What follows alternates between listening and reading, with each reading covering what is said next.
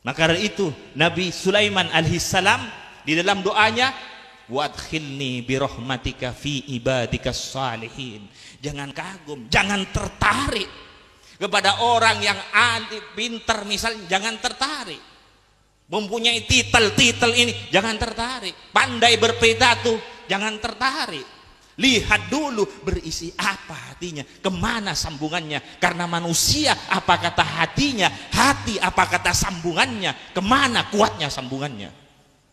Masuk ke kelompok mana, masuk ke golongan mana. Maka dari itu kita diajari untuk menguatkan assalamu alaina wa ala ibadillahis salihin. Jangan lepas. Jangan dijadikan teman akrab, jadikan teman biasa. Kalau tidak ngamper kepada para salihin, aulia-aulianya Allah, ulama-ulamanya Allah, para salihin, jangan dijadikan teman akrab, jadikan teman biasa saja. Biar tidak menyesal nanti di akhirat. Allahumma shalli ala Muhammad. Shallu ala Nabi Muhammad. Para hadirin, coba perhatikan. Kanjeng Nabi punya paman. Ada Sayyidina Hamzah. Dia Sayyidi Syuhada. Allahumma shalli ala Muhammad. Ada Sayyidina Abbas, luar biasa. Ada juga pamannya Kanjeng Nabi, Abu Jahal dan Abu Lahab, juga pamannya Kanjeng Nabi. Abu Jahal dan Abu Lahab juga pamannya Kanjeng Nabi. Sayyidina Abbas, Sayyidina Hamzah pamannya Kanjeng Nabi, sama pamannya Kanjeng Nabi. Akan tetapi dia Abu Jahal dan Abu Lahab tidak mempunyai sambungan kepada Kanjeng Nabi Muhammad. Padahal dia masih keluarga dengan Nabi dan rumahnya dekat dengan Kanjeng Nabi, setiap hari melihat Kanjeng Nabi. Tapi sitrum tidak ada. Sambungan tidak ada, maka tidak ada nilainya. Tapi Sayyidina Hamzah, luar biasa. Selain pamannya Kanjeng Nabi, dia cinta kepada Kanjeng Nabi Muhammad. Luar biasa hubungannya dengan Kanjeng Nabi Muhammad. Sayyidina Abbas luar biasa dengan Kanjeng Nabi Muhammad. Tapi seperti Abu Jahal, Abu Lahab, walaupun dia juga famili dengan Nabi dan rumahnya dekat dengan Nabi, karena tidak mempunyai sambungan, tidak ada nilai. Sama dengan lampu yang ada ini. Sama dengan lampu yang ada ini. Coba kumpulkan semua lampu, tapi tidak ada kabel dan sitrom, tidak akan hidup. Kalau tidak ada sambungan di dalam, mahabbah, cinta, sambungan di dalam, walaupun dia berkumpul, sama dengan lampu. Kalau tidak ada sitrom, tidak bisa hidup. Abu Jahal dekat rumahnya dengan Nabi, tapi sitrum tidak ada, mahabbah tidak ada, ikatan tidak ada nilainya. Hanya berkumpul tapi sitrumnya tidak ada, tidak akan bisa hidup. Perhatikan lagi Sayyidina Bilal.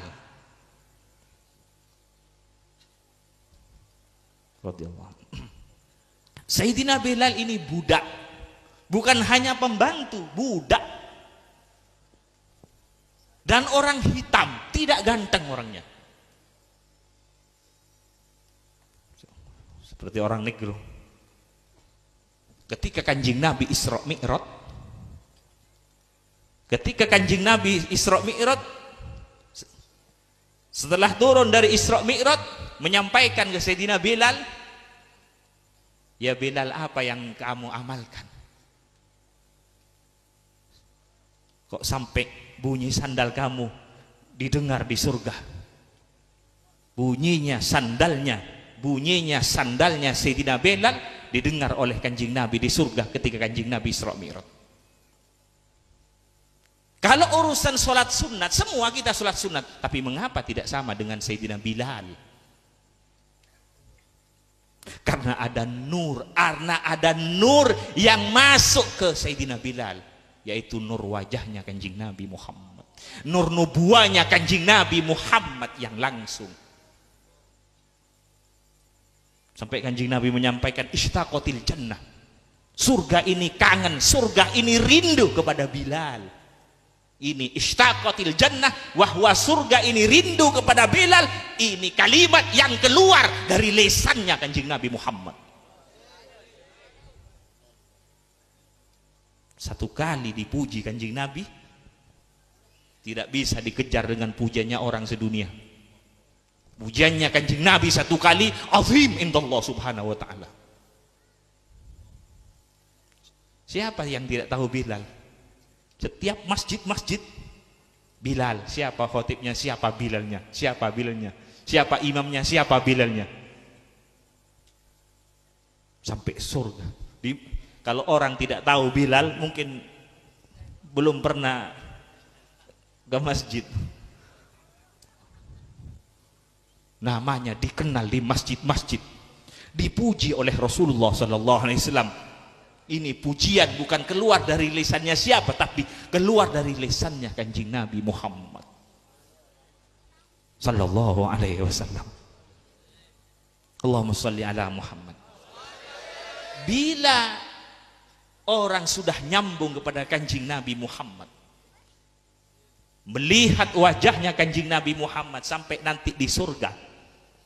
Orang apabila masuk di surga, masuk ke surga, melihat wajahnya Sayyidina Muhammad, bila melihat wajahnya Sayyidina Muhammad, dia bertambah senang kepada Allah.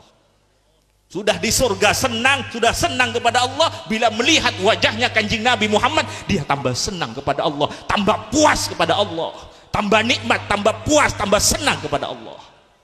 Ditambah, karena apa?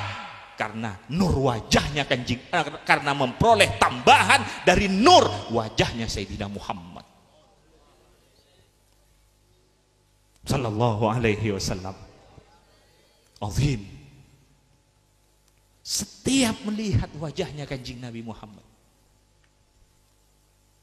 benar apa yang dikatakan di dalam Dibaju, mero'a wajha kayas'at ya karimal walidaini.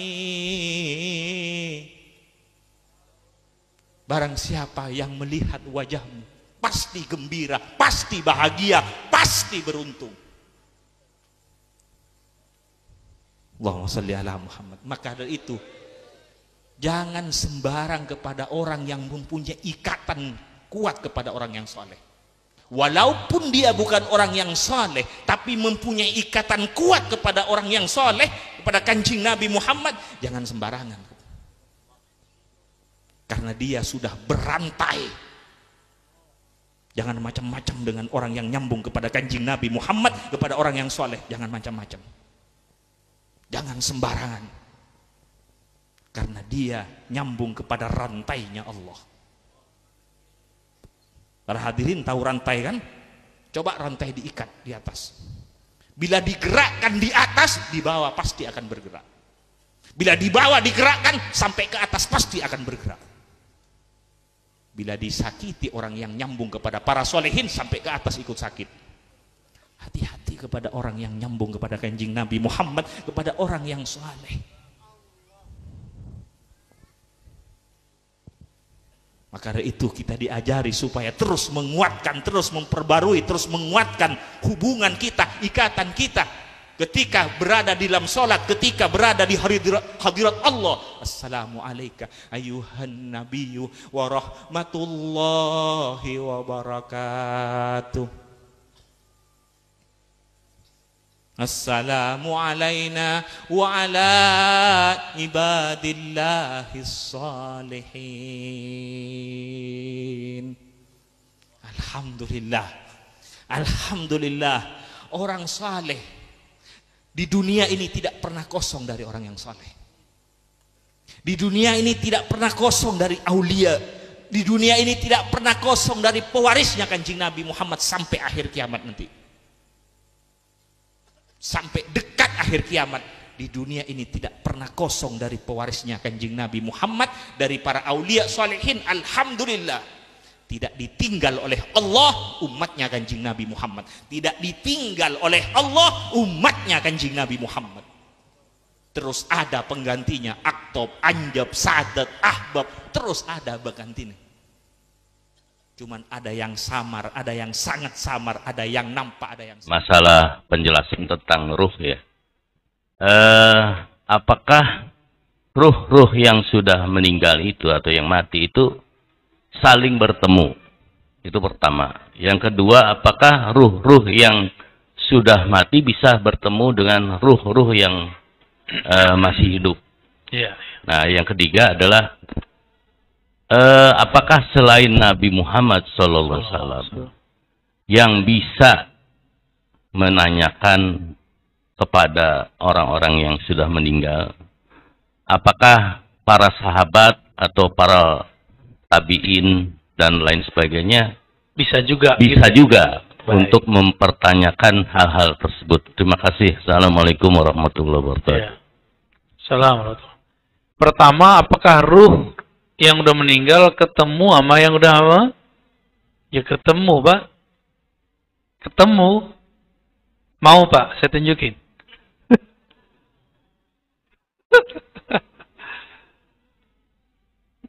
Tunggu aja, Pak. Nggak berapa lama lagi. Ya. Ketemu. Itu sebabnya seorang yang mengerti bab ini, dia mau hanya dikubur di kuburan orang Islam. Sesama mukmin. Terganggu, Pak, kalau ada yang kafir. Kan disiksa terus, kan kedengeran terus tetangga dia. Au, gitu. Aduh, gak kuat kita, gak kuat. Dengerin orang disiksa, gak kuat.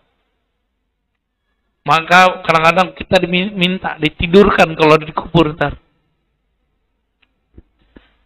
Dan semua itu dijawab oleh Ibnu Qayyim dalam kitab Ar-Ruh. Bapak wajib baca kitab itu. Beli, Pak, habis ini ya. Kalau bisa baca Arabnya, kalau nggak terjemahannya. Online sudah ada, Pak. Tanya sama anak sama cucunya ya. Beli nih kitab Ar-Ruh nih. Ini modal masuk kubur itu. Bapak kalau ngerti ilmu Ar-Ruh di kitab Ibnu Qayyim, itu bisa nego nanti ya di alam kubur. Dulu waktu dunia pernah belajar ini nih, masa sekarang nggak boleh? Nanti kasih sama Allah ntar, ya. Insya Allah, ya, insya.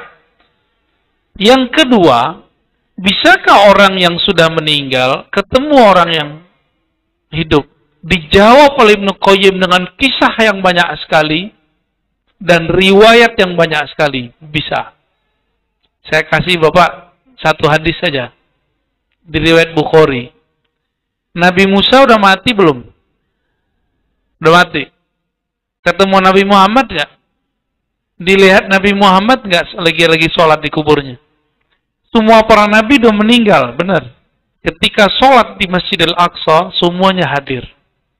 Nabi Adam udah meninggal. Di langit pertama ketemu sama Nabi. Itu dalil terkuat bahwa ruh orang meninggal bisa ditemui oleh yang hidup. Yang hidup bisa menemui mereka. Yang mati pun jika dia wali, jika dia nabi bisa mendatangi. Itulah yang dibaca di Barzanji. Aminah, ibunda Nabi SAW, hampir tiap malam mimpi didatangi oleh Nabi Adam, Nabi Nuh, Nabi Ibrahim. Itu orang meninggal datangin orang yang masih hidup. Dan saya yakin yang hadir ini ada yang mimpi ketemu orang tuanya atau kakeknya atau gurunya sudah meninggal. Benar. Ntar malam Bapak bisa ketemu, Pak, kalau niatnya benar. Bacain Fatihah. Bacakan kepada ayahandaku Fulan bin Fulan Al-Fatihah 7 kali. Kalau Bapak tulus, insya Allah ketemu. Kalau Bapak tulus. Dan yakin. Nah, masalahnya yakin ini. Dia udah datang, tapi bapaknya nggak tahu. Seringnya begitu. Malah kabur. Hantu datang gitu. Bapaknya disebut hantu kan.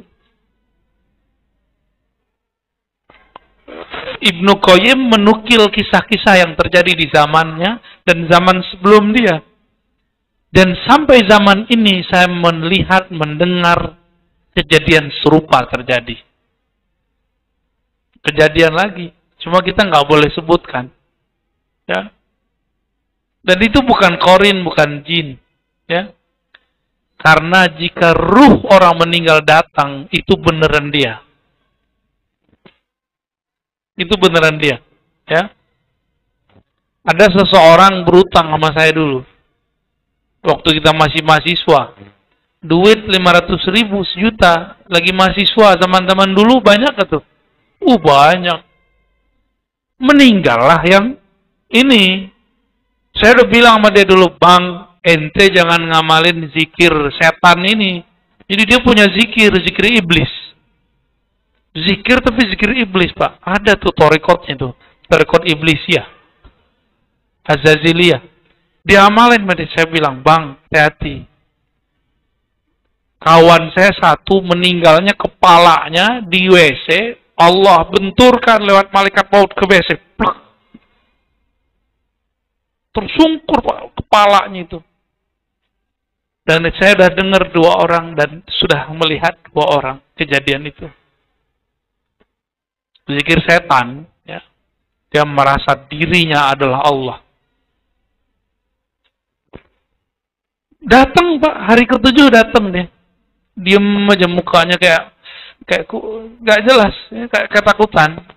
Kita mau nagih hutang dia gimana? Ada orang berutang sama kita. Kita mau nagih, wajahnya ketakutan nggak? Kira-kira begitu Pak. Tapi dia nggak bisa ngomong. Ya cuma dari wajahnya saya bisa paham. Kamu punya utang ya? Dalam hati gitu aja. Dia punya hutang. Tapi saya kira dia masih hidup. Bangun tidur, saya pergi kampus ngajar. Di parkiran, tukang parkirnya ponakan dia. Padahal saya nggak kenal ponakan dia. Dia bilang, kamu teman omku ya? Saya bilang, siapa ommu? Oh, Om Fulan. Oh ya, 7 hari yang lalu meninggal. Saya ketemunya malam ke-7. Jadi dia malam ke-7 itu ronda atau apa, belusukan kemana-mana minta tolong. Itu cara dia minta tolong Pak. Maka langsung saya terdiam, saya mengatakan, ya Rob, aku bebaskan hutangnya saat ini juga. Kasihan dia. Itu kejadian Pak. Asli itu. Ya. Karena orang yang berutang jika tidak ada yang jamin, dia ngatung di sono. Nggak ada yang jamin. Nabi nggak sanggup nyolatkan orang itu ya. Kan Nabi biasanya nyari dulu ada yang jamin nggak gitu. Jadi yang punya utang, kalau nggak ada asuransinya, mati gimana Pak? Ya, segera bayar. Kalau rumah kredit kan kalau meninggal langsung asuransi dari bank. Kalau nggak gimana? Ya. Jadi ada orang yang udah meninggal menemui orang yang mati. Sama sebaliknya orang yang meninggal nemuin mati. Sama Pak ya. Orang meninggal nemuin orang yang hidup. Ini powernya lagi kurang nih Pak. Ya. Baru tidur 2 jam Pak. Dari kemarin ya. Ada juga orang hidup menemui orang yang meninggal. Ya. Itu Nabi Muhammad SAW kan nemuin nabi terdahulu. Ketemu semua nggak? Ketemu semua para nabi. Mau antum ilmunya? Paling takut.